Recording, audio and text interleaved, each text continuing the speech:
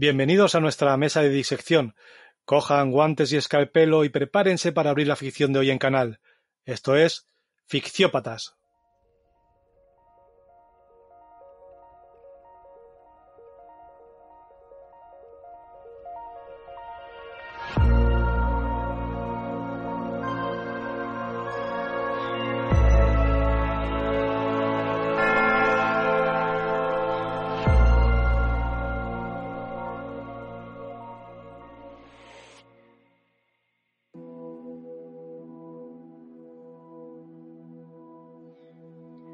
Bueno, bienvenidos al programa de Ficciópatas de hoy. Hoy tenemos entre manos un relato del señor Stephen King, un clásico, Los chicos del maíz, del que nos va a hablar Víctor, mi compañero Víctor, que lo tengo preparado al otro micrófono. Víctor, ¿qué tal? Buenos días, ¿cómo estás? Hola, buenos días, Eric. Pues muy bien, deseando hablar de Stephen King, sobre todo porque para mí siempre ha sido un referente y a él le debo mis comienzos en la lectura y la escritura de terror, bueno, y la escritura en general. Así que estoy más que contento de recuperar este relato de Los chicos del maíz, un relato del cual se han hecho 10 películas, ni más ni menos. O sea, se ha estirado el chicle ahí a tope. Te comentaba antes del programa que yo creo que he visto la primera solamente. Sí, yo creo que a lo mejor he visto las tres primeras. Y el resto ya me perdí. Me pasa un poco como los Hellraiser de Clive Barker. De Clive Barker, que sí. He visto los tres primeros, pero luego se empezó a deformar tanto la historia que ya dije hasta aquí. Y bueno, hay que decir que Los chicos del maíz está dentro de una antología de relatos. Creo que fue la primera antología que publicó Stephen King, que es El umbral de la noche. La publicó por primera vez en 1976, o sea que de lo primerito que él escribía, estaba aquí muy fresco todavía. Y bueno, yo la edición que tengo era de bolsillo de Plaza y Janés del 86, que creo que ni siquiera es la primera edición, es la segunda, sí, creo que es la segunda. Y bueno, si quieres comento un poco. Coméntame, porque yo ya te digo, tengo un leve recuerdo sobre Los chicos del maíz, que bueno, yo supongo que todos tenemos en la mente esa imagen, ¿no? Arquetípica de la película, que pertenece a la primera película, con esos niños con el pelo blanco, los ojos tanto perturbadores. Sí, claro. A ver, coméntame un poco de qué va la historia y la vamos analizando y vamos hablando de ella.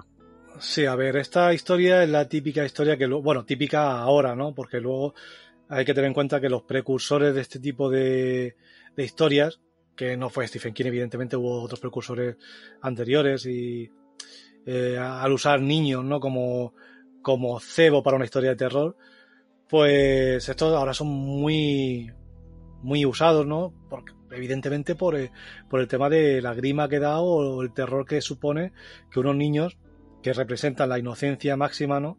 se hagan cargo de algo tan horripilante como es una matanza o matar a alguien a sangre fría sin más.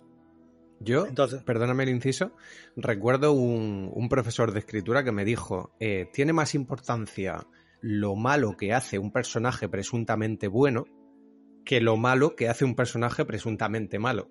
Y claro, esto tiene todo el sentido, ¿no? De un niño no se espera esa crueldad. Efectivamente, además, esa crueldad aquí, la mayor parte del relato es como que se deja a la intuición del lector.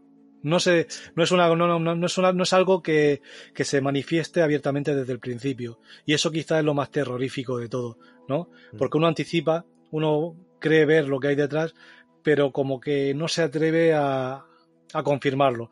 Y bueno, la historia es una historia road movie, ¿no? Por decirlo de una manera. Una road story, sí. Sí, una road story. Porque más que... Bueno, no es una road story en el sentido en que no pasa por más de un sitio, ¿no? Pero sí que es cierto que el relato empieza pues con la imagen de una pareja que está en un viaje de reconciliación. Él es veterano del ejército y han tenido ciertas dificultades como matrimonio.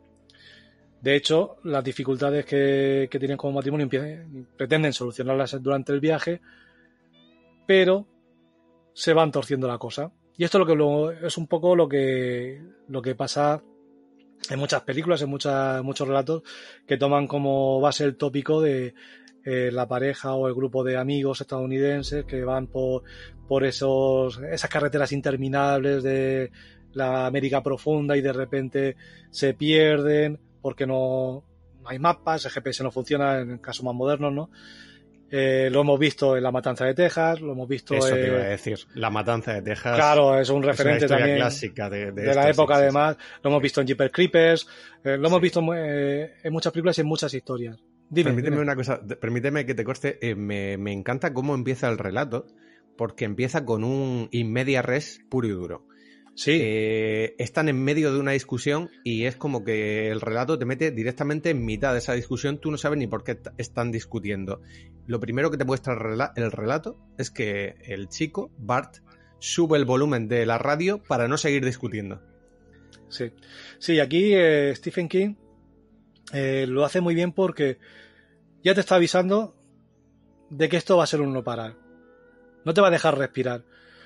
Porque empieza en la discusión y la discusión es lo más suave que te vas a encontrar a lo largo del relato, a nivel de tensión, ¿no? Sí. Porque está claro que después de esa discusión, pues están despistados, están acaloradamente rememorando los motivos por los cuales estaban peleados antes de intentar reconciliarse, ¿no? Y se reafirma la idea de que no hay reconciliación posible. De hecho, ella pues trata un poco de guiar a Bart, a su marido. Él, su orgullo no le deja que sea guiado, ¿no? En este sentido, pues, a través del viaje. Uno se culpa al otro por el tema de haber cogido una carretera secundaria en lugar de haber seguido por la autovía, etcétera, etcétera. Entonces, hay un punto ahí de disruptivo, un punto de inflexión que viene muy pronto en la historia, que es cuando atropellan a un niño. Sí. Atropellan algo, pero vamos, ella ha visto claramente que era un niño, y ahí es donde empiezan a surgir puntos de inflexión. Y esto, antes de que continúes, perdona, confirma exactamente lo que tú estabas diciendo. El relato empieza en un nivel de tensión ya alto, están en mitad de una discusión, y esa discusión se va elevando, digamos, hasta que llega el atropello del niño, que supone una parada obligatoria. Sí, una parada obligatoria, pero es una parada obligatoria en una estación de un tren que va a tener muchas paradas. Sí. Porque, claro, ese es el primer punto. Desde el atropello, eso hace que la discusión gire diametralmente, ¿no? Y que Bart empiece a pensar en las posibles consecuencias del atropello de un niño por estar distraído al volante. De repente la mujer baja, preocupada también por el estado del niño, entra en una crisis nerviosa. Bart intenta, pues, calmarla con un bofetón, ¿no? Y entonces empiezan a pasar cosas que no hacen sino aumentar la tensión y la intriga y el misterio. Pongamos un poco en perspectiva a la gente que no ha leído el relato. Están en mitad de la carretera 37, la carretera 7, no me acuerdo. Están absolutamente solos, rodeados de maíz por todas partes. Sí, la carretera 17. Eso, la carretera 17. Están rodeados de maíz, solo ven verde y amarillo. Y de repente una mancha roja. Este hombre ve una mancha roja en el maíz. Sí, ve la mancha roja, pero además ve una maleta. Sí. Que eso también le hace un poco entrar en ese proceso de pensamiento de atar cabos, y luego cuando ve al niño, pues sigue atando cabos. ¿Por qué? ¿Qué pasa? Porque cuando llega a la altura del niño, se da cuenta de que el niño ya estaba muerto probablemente antes de que lo atropellara, y si no, pues le quedaría muy poco tiempo de vida. Él además especula que como mucho le hubieran quedado 30 segundos de vida, porque el niño estaba degollado. Esto es lo que da el giro. Se han detenido porque, como iba discutiendo con su mujer, de repente pisan algo, la mujer le dice: te acabas de cargar a un crío. Él está un poco asustado porque está diciendo: madre de Dios, o sea, he matado a un niño. Pero enseguida se le despierta a él como ese instinto de soldado y empieza a analizar la escena. ¿Sí? Y dice: oye, ¿qué es esto? De hecho, él apuntilla, ¿no? El narrador, la cara del chico estaba sucia, convulsionada por una mueca de terror, ¿no? Y además dice que el tajo era mellado e ineficiente, lo cual, pues, habla de o de herramientas torpes o de manos torpes, ¿no? Sí, sí. Lo cual es un punto, una pista del entorno que va a rodear a la historia, ¿no? Porque pues esas manos a lo mejor no son torpes, sino son infantiles, y eso ya se deja entrever. A ver, se llaman los chicos del maíz. El spoiler, claro. El spoiler está hecho ya, ¿no? Entonces, ve la maleta, que además es una maleta vieja atada con cuerdas de la ropa, ¿no? Uh-huh. Y anticipa, pues eso, que era un niño de unos 13 años que quería escapar, y por lo que sea, pues no le ha salido bien el plan. Luego hay un detalle, perdona, sí, que añade también tensión justo a este momento, que es que él insiste, Bart, en que el maizal parece vivo, que parece que hay gente en el maizal observándolo. Esto es importante porque al principio nos hace creer una cosa, pues evidentemente dice que siente, percibe como que le vigilan, ¿no? Y además esto lo relaciona mucho también a su paso por el ejército, porque él, pues también esa sensación le era familiar, ¿no? La de ser vigilado. ¿Qué pasa a continuación? ¿Qué pasa? Y yo te diría, ¿qué pasa con los personajes? Porque yo aquí noto un cambio, yo no sé si tú lo has percibido, respecto a la actitud. Sí, a ver, la actitud de los personajes se centra, en el caso de Bart, en intentar dilucidar qué hay detrás de esto, ¿no? En dar la voz de la alarma cuanto antes a las autoridades más cercanas, que se supone que son las del pueblo de Gatling, el pueblo al que pertenece el maizal. Y por parte de ella, de Vicky, que es la mujer, largarse cuanto antes. Largarse, porque además abre la maleta para intentar ver si hay algún tipo de documentación o algo, y lo que encuentran es una especie de Cristo crucificado hecho con maíz. Sí. Y esto... Muy claro, creepy esto, ¿eh? Claro, y esto a Vicky, porque aquí Stephen King no da puntadas sin hilo, esto a Vicky le trae reminiscencias de su pasado, un pasado traumático que es muy relacionado con la religión y más concretamente con este tipo, los revivals, ¿no? De la época de los 70, 80, que para quien no lo sepa, pues era pues esta serie de espectáculos religiosos en los cuales pues un predicador se subía a un púlpito de forma muy enfervorecida, ¿no? Alentando a los fieles a seguir las escrituras, a veces hacía incluso milagros. Bueno, Vicky en su infancia y primera adolescencia pues estuvo sometida por culpa de sus padres a este tipo de religión obsesiva, y claro, esto le trae allá recuerdos de esa época. Además, no solo, perdona, el tema de la cruz, es que cuando se montan en el coche y empiezan a abrir la maleta, van escuchando una sintonía de radio, van escuchando música y de repente la radio se va, se pierde la frecuencia y captan la frecuencia de una radio local en la que hay un predicador que no para de decir cosas como expiación, la sangre del cordero os liberará. Y claro, esto es lo que también despierta esos recuerdos claro. de Vicky. Claro, además reconocen que la voz del predicador es inusualmente joven, lo cual también hace que Vicky piense en el modo de captación de aquella época en la cual era ella una sumisa religiosa, ¿no? Y habla un poco diciendo, joder, si es que cada vez los cogen más jóvenes, porque así es más fácil moldearlos. Entonces ve al predicador más como una víctima que como un cazador, ¿no? de almas. Como alguien a quien le han comido la cabeza. Efectivamente. Y efectivamente lo han convertido de repente a este tipo de ideas. Aquí sí. Creo que juega muy bien con la atmósfera Stephen King, por esto de llevarnos, sumergirnos en los Estados Unidos más profundos, en esa parte más supersticiosa y beata de Norteamérica, ¿no? Que tiene mucho de peligro. Y que a mí me recuerda, no sé si a ti, es que no sé si tú lo has visto, pero supongo que sí, la primera temporada de True Detective. Sí, hombre, sí, magnífica. Pues tío, tiene todo, o sea, tiene esa esencia, ese aroma, ese aroma de extremismo religioso. Y que dentro de ese extremismo religioso es justo donde está la semilla del mal. Sí, además hay que tener en cuenta que True Detective, la primera temporada, bebe de muchas fuentes. No me extrañaría que una de ellas fuera la de Los Chicos del Maíz o alguna de las historias de Stephen King. Sé que seguro. Se basa profundamente en El Rey de Amarillo. Sí, de Ambrose Bierce.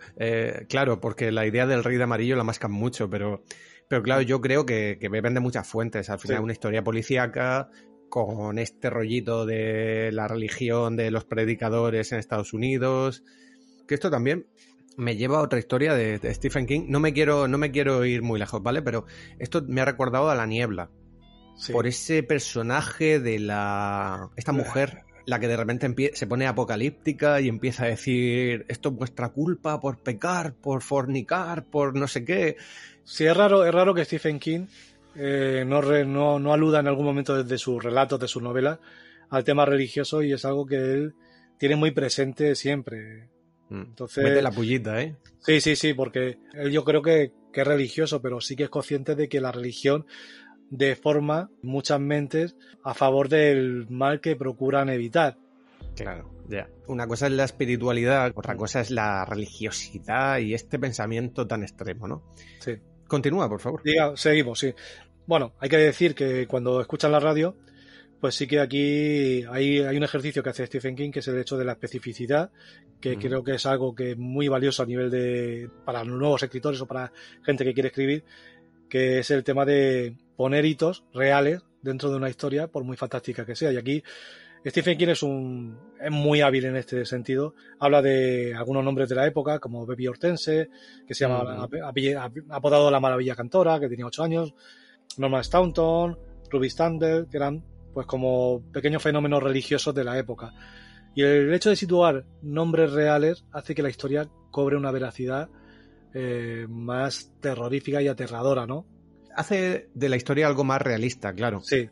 Voy a retomar el hilo, ¿vale? Porque para que la gente que nos esté escuchando, para que no se pierda, han tenido este accidente después de estar discutiendo una cosa importante que no hemos dicho, y es que meten el cadáver del niño en el maletero. Y de repente, este se convierte en el objetivo de Bart. El objetivo de Bart es encontrar a un policía, una comisaría o algo donde llevar el cadáver del niño y decir, oye, ha pasado esto.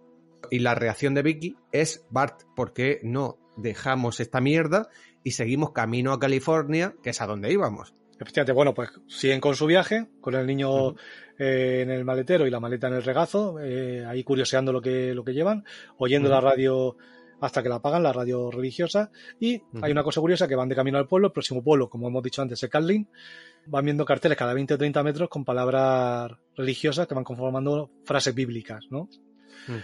Se encuentra con el cartel del pueblo, 5.431 habitantes. Esto luego da una perspectiva de cómo ha derivado todo el tema, ¿no? Y cuando llegan al pueblo, pues se encuentran que está desierto. No hay nadie por la calle. Únicamente se encuentra con un perro, que además el perro se sienta en medio de la calle, ahí se los observa, lo cual es un poco el modo de decir de Stephen King, que bueno, que el perro está acostumbrado al contacto humano, pero no hay humanos a la vista. Exacto. Sí. Entonces, hay una cosa que hay un punto de contraste aquí, que es cuando llegan al pueblo, dice Vicky, ¿lo oyes? Y le contesta Bart, ¿si oigo qué? Dice, el silencio. Ni coches, ni gente, ni tractores, nada. Entonces dice, y aquí es el punto que empieza ya un poco a poner los pelos de punta, dice, oigo a los niños, tú no. Pero claro, porque justo en ese momento se oyen risas infantiles. Efectivamente. Que le viene que ni pintado a Bart para su insistencia de que no, que aquí tiene que haber alguien. Estoy oyendo niños. Efectivamente. Permíteme introducir un detalle que es que a mí esto me ha hecho gracia, ¿vale? El detalle por el que Vicky se da cuenta de que el pueblo está abandonado desde hace tiempo. Los precios de la gasolina. Sí. ¿Cuánto hace que la gasolina no tiene este precio? A mí esto me ha hecho gracia porque, tío, dados los tiempos que vivimos ahora mismo... Sí. Que, por cierto, que envidia. Creo que eran 35 céntimos el litro lo que costaba la gasolina en ese momento. Baratísimo. Bueno. De hecho, a ver, aquí lanza una pregunta que luego la contesta poco después, ¿no? Él pregunta desde cuándo no hemos tenido esos precios, y luego se encuentra un calendario, ¿no?, marcado en agosto de 1964. Exacto. Lo cual responde esa pregunta. Aquí, como digo, de hecho se encuentran la semana anterior a la que estaban, era 24 de julio del 76, ¿no? Están 1 de agosto. Entonces ya sitúa perfectamente a nivel temporal a los personajes y la historia. Y el tiempo que ha pasado desde que el pueblo era pueblo hasta que quedó así abandonado. Van a un bar, encuentra grifos de cerveza rotos sobre la barra, va a la iglesia, que es el punto que... Oye, espera. Voy a pararme en el bar un momento. El bar, cuando entra, que todo esto, Bart entra en el bar, perdón Sí. por este chiste malo, pero es así, dejando encerrada a Vicky en el coche, Sí, que está ahí pataleando. Este detalle es importante. sí, muy importante. Y entra al bar y el bar está destrozado. A mí, lo de que el bar esté destrozado me es muy significativo también. Sí, sobre todo por el que es un destrozo, no es aleatorio. Por lo que No. digo que los grifos de cerveza están arrancados y puestos sobre la barra. O sea, Claro, está como es un mensaje. Claro, ¿qué es un bar? Si Claro. no es un sitio de pecado, al fin y al cabo, dentro de una historia con esta mentalidad o con esta idea. Pues vamos ya al lugar donde se redimen los pecados, que es la iglesia.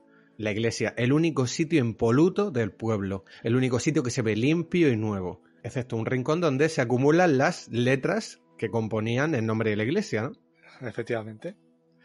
Continúa. Sí, bueno, y Bart, que como hemos dicho, había sustraído las llaves a Vicky para que no lo abandonara allí o para que no se fuera, entra a la iglesia y la iglesia pues ve, como has dicho, todo impoluto, y ve además que hay sobre el púlpito está la Biblia, una Biblia con páginas del Nuevo Testamento arrancadas y el Antiguo Testamento intacto.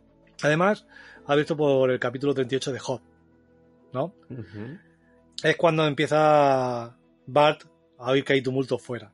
Perdón, Sí. te interrumpo porque es que yo he tomado nota aquí de unos detalles que es que a mí me han gustado mucho. Es que a mí estos detallitos, tío, el nombre de la iglesia se ha arrancado. Como esta iglesia ya no se llama como era antes. Hay un retrato de Cristo que ha sido intervenido artísticamente. Parece ser como por un niño, porque ahora Cristo tiene el pelo verde, tiene los ojos desorbitados, como si fuera puesto de alguna sustancia, y en cuyo interior pone que arden pecadores en un lago de fuego. O sea, qué imaginación también el que ha pintado el cuadro.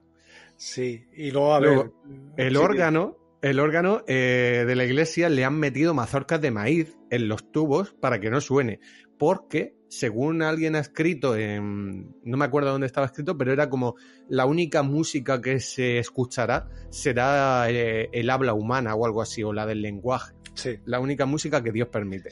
Sí, y bueno, y hay otro detalle que no he dicho, que es que además de la Biblia se encuentra con un libro, ¿no?, que tiene unas letras doradas labradas torpemente, en el cual pone: arrasado a los inicuos para que la tierra vuelva a ser fértil, dice el Señor de los ejércitos. Y en el libro, en el interior, que lo ojea, ha escrito nombres con fecha de nacimiento y con otra fecha al lado, justo 19 años después. Es que este es un detalle muy importante porque es cuando Bart tiene esa revelación, que ahí se da cuenta de lo que está pasando en el pueblo, gracias al libro. Ostras, se da cuenta de que todo el mundo muere al llegar a los 19 años justo, o sea, porque aparecen las fechas de nacimiento y las de muerte. Y es como el día que cumplen 19 años, esta gente muere. ¿Y qué ha pasado con los adultos? Y entonces él entiende que los niños están matando a los adultos. O sea, él aquí directamente es que lo expone, lo dice claramente. Sí, ya aquí ya no hay ninguna duda, pero si hubiera alguna duda, ¿no?, sale de toda duda cuando, y valga la redundancia, cuando sale al exterior por el claxon que está tocando Vicky, y de repente la ve el coche rodeado de niños con hachuelas, con palos, con cualquier tipo de arma blanca, no de fuego, sin escapatoria posible. Claro, esto para Bart, que es el que lleva las llaves en el bolsillo y que ha propiciado que la única vía de escape de Vicky pues no exista, pues puede ser algo bastante duro. El caso es que Vicky empieza a chillar, los niños empiezan a romper cristales y de repente el coche está rodeado de niños y Vicky desaparece. Y luego, desaparece porque Bart a todo esto está ocupado peleándose con niños. Claro. De hecho, uno de los niños le lanza algo y él, pues bueno, más o menos medio lo esquiva y aprovecha y él pues a este niño que le acaba de lanzar algo, pues le clava en el cuello creo que le clava. Sí, creo que era eso. Bueno, sí. se lo carga y de repente se crea el silencio, allí todo el mundo pasmado, ¿no? Claro. Entonces, como decimos, desaparece Vicky y aquí es donde empieza la huida, ¿no? Sí. Porque Bart dice, bueno, aquí son muchos, por muchos niños que sean, son demasiados para mí. Como hemos dicho, tiene mentalidad militar y sabe calibrarnos los pros y los contras de un enfrentamiento. Entonces lo que hace, pues corre hasta que se acaba el pueblo, se adentra en el maíz y oye cómo le persiguen, va por las hileras, consigue alejarse de ellos por el interior de las hileras hasta que llega un momento en que ya no los oye. Y aquí es cuando, en lugar de oír a los niños, cuando empieza a caer la noche ya no oye a los niños, pero oye un susurro. Sí. Oye el maíz. El maíz. Claro, el maíz le susurra. Es un susurro que es espontáneo, sin necesidad de viento, que las hojas se mueven. Luego empieza a sentir una especie de atracción hacia un punto concreto del maizal. Y llega a un claro. Y en ese claro es donde encuentra a Vicky. Encuentra el horror. El horror, efectivamente, por lo que hablábamos en el capítulo de Clive Barker. Stephen King lleva pivotando toda la historia en el terror y de repente pues abre la puerta al horror, ¿no? Porque se encuentra... Sí, se encuentra horrible, a una Vicky... Es horrible. Sí. Se encuentra a una Vicky sin ojos, sustituidos por mazorcas, crucificada. La boca desencajada y llena de mazorcas. Efectivamente. La han colgado de una barra y la han sujetado con alambre de espino, tengo aquí apuntado. Sí.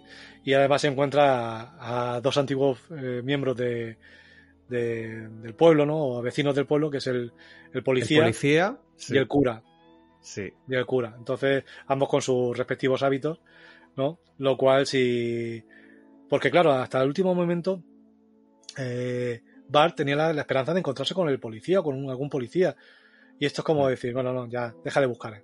Esto es lo que hay lo que queda de ellos. Esta es la autoridad que hay en el pueblo, o sea que fíjate si está la cosa jodida. Entonces, pues ahí lo que pasa es que de repente se da cuenta de que en esa zona el maizal está perfecto, no hay rastrojo, no hay nada que lo contamine, ¿no? Es un maíz. Es que no hay bichos, las hojas son perfectas. Es que claro, es todo muy raro, ¿no? Claro, entonces ahí las vías, ¿no? Lo que son las hileras se cierran y ya queda totalmente atrapado en ese claro, ¿no? Y aquí, bueno, ya se había hablado antes de él, ¿no? Pero ahí, bueno, ¿cómo decirlo? Los niños tratan al maíz, ¿no? O a este ser, o a este Cristo que veneran como el que marcha detrás de las hileras, ¿no? Sí. En inglés sería He Who Walks Behind the Rows. Pero vamos, que el tema es que el que marcha detrás de las hileras pues parece que va a hacer acto de presencia porque el susurro se hace más vívido, se empieza a ver o a entrever entre el maíz algo oscuro, algo grande, color verde, ¿no? Ojos rojos como balones de fútbol. Y bueno, ya Stephen King lo deja aquí a la imaginación del lector, pero todos sabemos lo que va a pasar. Efectivamente. No hace falta que concluya porque ya sabemos lo que va a pasar, sí. Y hay un corte hacia una especie de epílogo. Sí, el epílogo pues es que pues los niños son castigados. Castigados por este... Primero porque hayan perdido a un feligres intentando escapar y hayan tenido que sacrificarlo, ¿no? De 13 años creo que se llamaba... No sé, David. Bueno, no me acuerdo el nombre. No me acuerdo. Lo tenía apuntado por aquí, pero ahora mismo lo tengo perdido. Bueno, por el feligres y también por la intromisión de estos dos infieles, ¿no? Entonces, el profeta que tienen entre los niños, que siempre hay un profeta entre ellos, pues dice que ha oído la voz del que marcha detrás de las hileras y les ha dicho que a partir de ahora, en lugar de con 19, morirán con 18. Sí. Y que se pongan a procrear. Sí. Sí, es cierto. Entonces, esto, ya veis, dos detalles, ahora vais a morir con 18 y además daos prisa en procrear porque el pueblo debe seguir. Porque tengo hambre. Sí, porque tengo hambre. Básicamente es porque tengo hambre. Esa es la cosa, porque tengo hambre, básicamente, sí. Aquí hay muchas reminiscencias con los seres adimensionales de los que se hablan a continuación en todas las obras de Stephen King, bueno, en todas no, pero en muchas de ellas. Y particularmente yo veo reminiscencias con el payaso de It, con Pennywise, por el tema de que Pennywise pues venía de una dimensión, se alimentaba del miedo. Entonces hay aquí algún tipo de semejanza, ¿no? Sobre todo teniendo en cuenta que Pennywise podía adoptar cualquier forma. Aquí pues, podía ser, no Pennywise, pero sí que algún ser de la misma dimensión con el que ya Stephen King flirteaba antes de darle más integridad y más peso a esa otra dimensión que luego saldrá pues también en la Torre Oscura. Creo que en Salem's Lot también aparece alguna reminiscencia, en Insomnia, como hemos dicho en It. Hay dos cosas de Stephen King, estábamos hablándolo antes de este podcast, pero hay dos cosas de Stephen King que a mí me llaman la atención. Una de ellas es esta mitología que tiene de seres de otras dimensiones, que yo creo que en ese sentido Stephen King es súper imaginativo, y que, como tú dices, ¿no? Tienen como un parentesco, o sea, están emparentados todos de alguna forma. Y creo que incluso hay foros donde la gente debate sobre qué relación tienen, si se cruzan en historias. Esto siempre mola mucho que los autores no lo aclaren y sean los lectores los que hagan volar su imaginación. Sí, sí. De hecho, el propio Stephen King yo creo que a veces hace este tipo de sinergias de forma inconsciente. Sí. O si lo hace consciente, tampoco lo aclara.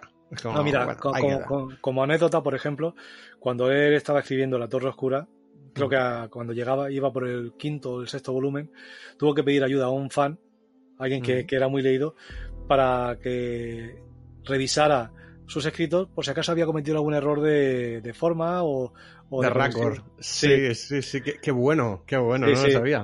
Porque además Stephen King hay un momento en La Torre Oscura, ¿no? Y esto es otro spoiler, en el cual hace metahistoria y él mismo es un personaje de su propia historia. Ajá. O sea, hay como bastante peso. Entonces es interesante. Hay también, según en algunos foros de estos, hay quien dice que el que marcha detrás de las hileras es Randall Flagg, que Randall Flagg es un personaje muy recurrente, también muy recurrido por Stephen King a lo largo de muchas de sus novelas. Creo que la primera aparición fue en Los Ojos del Dragón y a partir de ahí pues ha ido apareciendo en La Torre Oscura también con mucho peso, en Apocalipsis, que ahí también tiene muchísimo peso como antítesis de Abigail, la madre de Abigail. Entonces, digamos que Stephen King tiene querencia por ciertos personajes y cuando ve que tienen jugo, pues le gusta exprimirlos al máximo. Claro, le gusta jugar con ellos y entrelazar historias a través de esos personajes. Es una buena idea, a mí me la parece. Sí. Y la otra cosa que te quería decir que me llama la atención de Stephen King a la hora de generar terror es que al usar este tipo de entes o de seres, digamos que el terror se aleja de la responsabilidad humana. O sea, no es un terror provocado por la maldad humana, por una maldad ambigua, sino que es una maldad pura que viene de fuera. Sí. Y que en un momento dado puede poseer o puede como dominar las mentes de los humanos, pero eso les libra de cierta responsabilidad.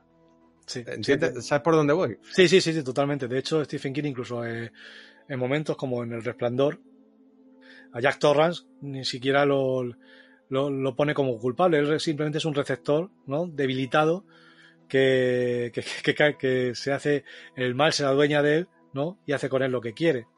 Claro, o sea, como si el mal fuera algo ajeno que te puede poseer en un momento dado y te enajena y te hace hacer cosas que tú no quieres. Sin tener en cuenta que Jack Torrance era un alcohólico, un supuesto maltratador, porque hay tintes de maltrato. Sí. Todos son debilidades que permiten abrir la puerta a ese mal, ¿no? Más profundo. Eso es, exacto. Es como las personas débiles son más propicias a ser controladas por el mal. Yo creo que esto lo hace mucho, ¿eh? Esto lo hace mucho. De hecho, otra de las cosas que hace mucho, y ya casi para acabar, otra cosa de las que hace mucho Stephen King es, no en tanto en los relatos, pero sí en las novelas, es acabar bien. Aunque parezca que acaba mal, siempre hay un pequeño triunfo. Lo que pasa es que cada pequeño triunfo tiene una pequeña también o una gran pérdida.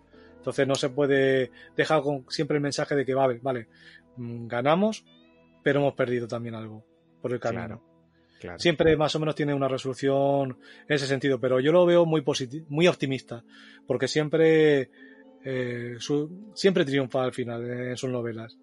Sí, sí. Bueno, vamos a quedarnos con eso. Aunque hay mucha gente que critica los finales de Stephen King, esto también es un tópico, es un cliché, pero... Incluso él mismo. Y además... Incluso él mismo. Él lo sabe. Sí, y además en la segunda parte de It, de la última película de It, que aparece él haciendo un cameo, pues él mismo aparece criticando sus propias novelas, ¿no? El final de su propia novela. Bueno, pero eso es ser honesto, coño. A mí, yo a favor de eso. Hay que ser honesto. Como escritor hay que ser honesto. Sí, pero él también lo confiesa, que a veces se cansa de escribir y dice, bueno, pues ya está, hasta aquí. Ya está, exacto, ya pasa otra cosa. Pues Víctor, si te parece dejamos aquí el programa de hoy y nada, y nos despedimos aquí. Vale. Si quieres, cierra este programa como tan bien haces siempre. Vale, pues decir únicamente que si os ha gustado, dadle al like, suscribiros y compartir a todo el mundo para que, bueno, para que el algoritmo nos propague por las redes. Y bueno, no olvidéis recoger al salir y borrar las huellas.